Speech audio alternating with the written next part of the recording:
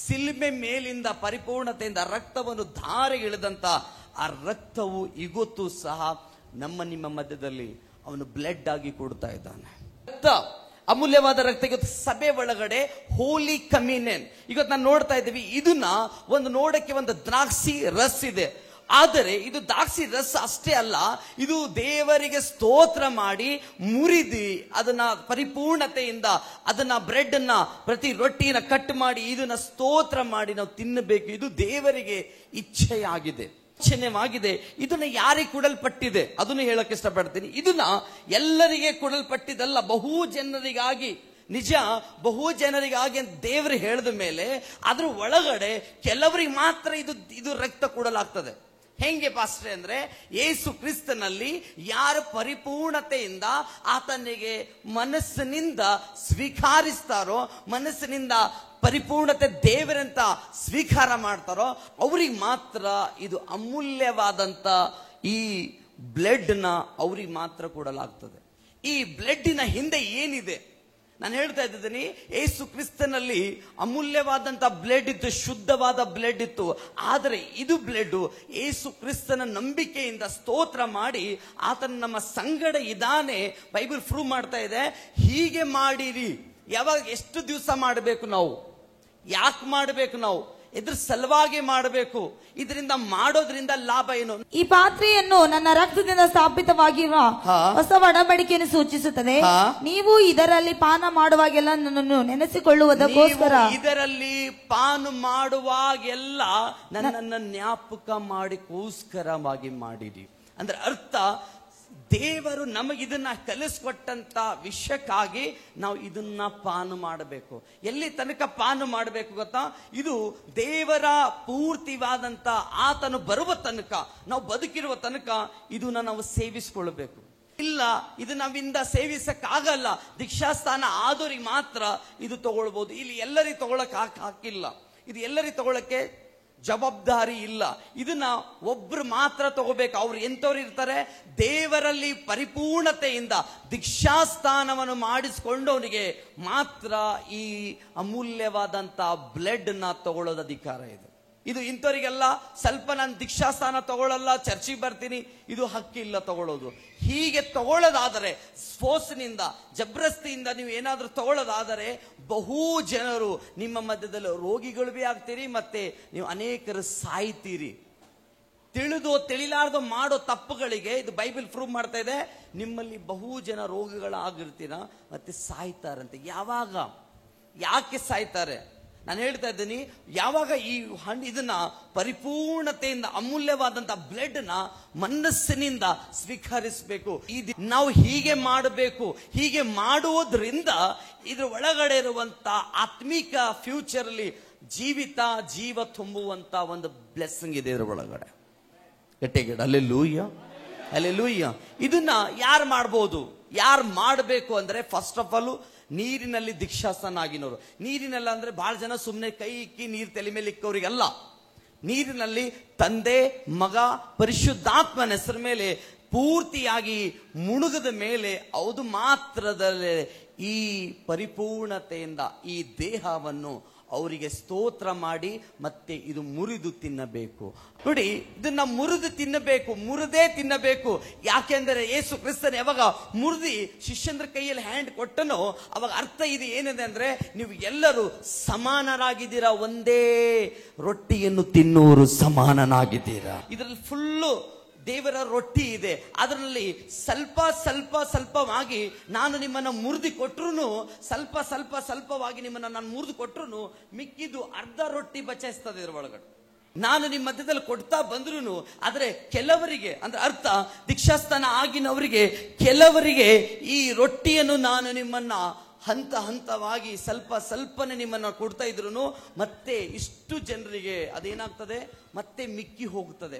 ಮತ್ತೆ ಅರ್ಧ ರೊಟ್ಟಿ ಮಾತ್ರ ಖರ್ಚಾಗ್ಬೋದು. ಇನ್ನು ಅರ್ಧ ರೊಟ್ಟಿ ಅದು ಯಾರು ತಿನ್ನಬೇಕು? ಸ್ವಲ್ಪ ಇಷ್ಟಿಷ್ಟೇ ನಾನು ಒಂದೊಂದು ಸ್ವಲ್ಪವಾಗಿ ನಿಮ್ಮ ಹತ್ರ ನಾನು ಬಂದು ಕೊಟ್ಟಿದ್ರೆ ಹೋಲಿ ಕಮ್ಯುನಿಯನ್ ಅಲ್ಲಿ ಇದ್ರ ಒಳಗಡೆ ಇಷ್ಟು ಜನ ಅಂತೂ ದೀಕ್ಷಾಸ್ಥಾನ ತಗೊಂಡಿಲ್ಲ. ದೀಕ್ಷಾಸ್ಥಾನ ಯಾರು ತಗೊಂಡ್ರೋ ಅವ್ರಿಗೆ ಮಾತ್ರ, ದೀಕ್ಷಾಸ್ಥಾನ ತಗೊಂಡಿರೋ ಮೊಳಕಲ್ ಮೇಲೆ ಕೂಡಿಸ. ಇವರಿಗೆ ಈ ಲೈನ್ ಆಗಲಿ ಮತ್ತೆ ಇನ್ನೊಂದು ಲೈನ್ ಆಗಲಿ, ನಾನು ಇವರಿಗೆ ರೊಟ್ಟಿಯನ್ನು ಕೊಡ್ತಾ ಇದ್ದೀನಿ. ಈ ರೊಟ್ಟಿ ತಿಂದ ಮೇಲೆ ದೇವರಿಗೆ ಸ್ತೋತ್ರ ಮಾಡಿ ಇದು ಮತ್ತೆ ಅದೇ ಪ್ರಕಾರವಾಗಿ ಈ ದ್ರಾಕ್ಷಿ ರಸನ ಕೊಡ್ತಾ ಇದ್ದೀನಿ. ದೀಕ್ಷಾಸ್ಥಾನ ಆಗಿನವರಿಗೆ ಒಂದು ನಿಮಿಷ ಅಷ್ಟೇ ಕೇಳಿ. ಇಷ್ಟು ಜನರಿಗೆ ನಾನು ಕೊಟ್ಟೆ, ಇದ್ರ ಒಳಗಡೆ ಇರುವಂತದ್ದು ನಾನು ಕೊಟ್ಟಂತ ರೊಟ್ಟಿ ಇದು ಒಳಗಡೆ ಇಷ್ಟೂ ಜನರಿಗೆ ನಾನು ಸ್ವಲ್ಪವಾಗಿ ಹಂಚಿದ್ರೆ, ದೀಕ್ಷಾಸ್ಥಾನ ತಗೊಂಡವರಿಗೆ ಹಚ್ಚಿದ್ರೆ ಮಿಕ್ಕಿದ ರೊಟ್ಟಿಯನ್ನು ಏನ್ ಮಾಡಬೇಕು? ಇಷ್ಟು ರೊಟ್ಟಿ ಬಚಿಸ್ತದವ. ಹಲ್ಲೆಲೂಯಾ. ಇಷ್ಟು ರೊಟ್ಟಿ ಖಾಲಿ ಆಯ್ತು, ಇವಾಗ ನಾನು ಕೊಟ್ಟಿದ್ದೀನಿ ಅಂತ ತಿಳ್ಕೊಳ್ಳಿ.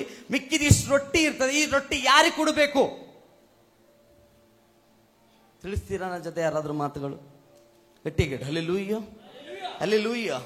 ನಾನು ತೀರಿಸಿದೆ ಈ ರೊಟ್ಟಿಯನ್ನು ದೀಕ್ಷಾಸ್ಥಾನ ಆದವರಿಗೆ ಮಾತ್ರ ಕೊಡಬೇಕೆಂಬ ಅಧಿಕಾರ ಇದೆ. ಅವ್ರು ಮಾತ್ರ ತಗೊಳ್ಬೇಕು. ಯಾರಿಗೆ ದೀಕ್ಷಾಸ್ಥಾನ ಇಲ್ಲೋ ಇಷ್ಟು ರೊಟ್ಟಿ ಬಚಾವಾಗಿದೆ. ಇದರ ಅರ್ಥ ಏನು? ಇದು ಯಾಕೆ ಇದೆ? ಇದರ ಅರ್ಥ ಏನಾದ್ರೂ ನೀವು ತಿಳ್ಕೊಂಡಿದ್ದೀರಾ? ಇದರ ಅರ್ಥ ಏನಿದೆ? ಇದನ್ನ ಯಾರಿಗೆ ಕೊಡಬೇಕು? ತಿಂದಿನವರೇ ಡಬಲ್ ತಿನ್ಬೇಕಾ? ಇದನ್ನ ಯಾರಿಗೆ ಕೊಡ್ಬೇಕು? ಎಷ್ಟು ರೊಟ್ಟಿ ಬಚೆಸ್ತು. ಮತ್ತೆ ಇದು ದೇವರ ನಂಬಲಾರ್ದವ್ರಿಗೆ ಕೊಡೋದಿಲ್ಲ, ನಂಬಿನವರಂದ್ರೆ ನಂಬಿಕೆ ಇಟ್ಕೊಂಡು ಮಾತ್ರ ಇದ್ದವರಿಗೆ ಅಲ್ಲ. ದೀಕ್ಷಾಸ್ಥಾನ ತಗೊಂಡು ನಂಬಿಗಸ್ತರಾಗಿ ಅದರಲ್ಲೇ ಪರಿಪೂರ್ಣತೆ ನಂಬಿಕೆ ಆತ್ಮದಿಂದ ತುಂಬಿಕೊಂಡವ್ರಿಗೆ ಮಾತ್ರ ಇದು. ಮಿಕ್ಕಿದ ಎಷ್ಟು ರೊಟ್ಟಿ ಇದೆ, ಇದರ ಅರ್ಥ ಏನಿದೆ ಅಂತ ಹೇಳೋದಾದ್ರೆ ನಾನು ನಿಮ್ಮನ್ನ ತಿಳಿಸಕ್ಕೆ ಇಷ್ಟಪಡ್ತೀನಿ. ಯಾರು ದೀಕ್ಷಾಸ್ಥಾನ ತಗೊಂಡಿದ್ದಾರೋ ಅವರಿಗೆ ದೇವರು ರೊಟ್ಟಿ ಕೊಟ್ಟನು. ಯಾರು ದೀಕ್ಷಾಸ್ಥಾನ ತಗೊಂಡಿಲ್ವೋ ಅವ್ರು ಹಂಗೆ ಹೋದ್ರು ಎದ್ದೆ. ಮತ್ತೆ ಯಾರ್ಯಾರು ದೇವರಲ್ಲಿ ಆಲೋಚನೆಯಿಂದ ಇನ್ನು ಯಾರು ದೇವರ ರಾಜ್ಯಕ್ಕೆ ಬರಲಿದ್ದಾರೋ ಈ ರೊಟ್ಟಿ ಅವ್ರಿಗೆ ಕಾಯ್ತಾ ಇದೆ. ಯೇಸುನಾಮ. ಹಲ್ಲೆಲೂಯಾ. ಇದು ಅವರಿಗೆ ಈ ರೊಟ್ಟಿಯನ್ನು ಕಾಯ್ತಾ ಇದೆ. ಯಾರು ದೇವರ ರಾಜ್ಯದಲ್ಲಿ ನೀವು ಪರಿಪೂರ್ಣತೆಯಿಂದ ಇನ್ನು ಬಂದಿಲ್ವೋ ಅವ್ರಿಗೆ ಮಾತ್ರ ಇಷ್ಟು ರೊಟ್ಟಿ, ಬುಟ್ಟಿ ಒಳಗಡೆ ರೊಟ್ಟಿ ಇದು ಕಾಯ್ತಾ ಇದೆ. ಯಾರಿಗೋಸ್ಕರ? ಆ ರೊಟ್ಟಿ ಅವರಿಗೋಸ್ಕರ ಕಾಯ್ತಾ ಇದೆ. ಈ ದ್ರಾಕ್ಷಿ ರಸ ಅವರಿಗೋಸ್ಕರ ಕಾಯ್ತಾ ಇದೆ. ಯಾರಿಗೆ? ಯಾರು ದೇವರ ರಾಜ್ಯಕ್ಕೆ ಇನ್ನು ದೀಕ್ಷಾಸ್ಥಾನದಲ್ಲಿ ವೇಟಿಂಗ್ ಇದ್ದಾರೋ, ಯಾರು ದೀಕ್ಷಾಸ್ಥಾನ ತಗೊಳಕ್ಕೆ ಇನ್ನು ರೆಡಿ ಆಗ್ತಾ ಇದ್ದಾರೋ ಆ ರೊಟ್ಟಿ ಅವ್ರ ಹೆಸರು ಮೇಲೆ ಹಂಗೆ ತೆಗೆದಿಕ್ಕಿದಾನ ದೇವ್ರು. ಯಾಕೊತ್ತಾ? ಇವತ್ತು ಬರ್ಲಿಲ್ಲ, ಮುಂದ್ಸಲ ಬರ್ತೀಯ ಅಂತ ಆಲೋಚನೆ ಮಾಡಿ. ಇವತ್ತು ಬಂದಿಲ್ಲ, ಮುಂದಿನ ವರ್ಷ ಬರ್ತೀಯ ಅಂತ ಹೇಳ್ತಾನೆ. ಈ ವರ್ಷ ಬರ್ಲಿಲ್ಲ, ಇನ್ನೊಂದು 2 ವರ್ಷ ನಂತರ ದೇವರನ್ನ ವೇಟ್ ಮಾಡ್ತಾ ಇದ್ದಾನೆ ನೋಡಿ. ಆ ನಂತರ ಮುಗಿದಿದ ಮೇಲೆ ಕಂಪ್ಲೀಟ್ ಆಗಿ 1 ವರ್ಷ ತನಕ ದೇವರನ್ನ ವೇಟ್ ಮಾಡಿದ್ರೆ ಆ ನಂತರ ಮಿಕ್ಕಿದ್ದು ಸ್ವಲ್ಪವಾಗಿ ಮತ್ತೆ ಬೇರೆ ತೊಂಬೇಕನ್ನ ಹೇಳ್ತೀವಿ. ಆ ನಂತರ ಈ ರೊಟ್ಟಿ ಮತ್ತೆ ಲಾಸ್ಟಿಗೆ ಈಟ್ ಉಳಿತು.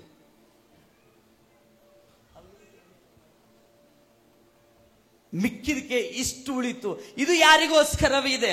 ಅದನ್ನ ದೇವರು ವೇಟ್ ಮಾಡಿದನು. ದೇವರು ವೇಟ್ ಮಾಡಿ ಮುರಿದಿ ಯಾರು ಪರಿಪೂರ್ಣತೆಯಿಂದ ದೇವರ ರಾಜ್ಯದಲ್ಲಿ ಸಿದ್ಧರಾಗಿದ್ದಾರೋ ಇದು ರೊಟ್ಟಿ ಅವರಿಗೋಸ್ಕರ.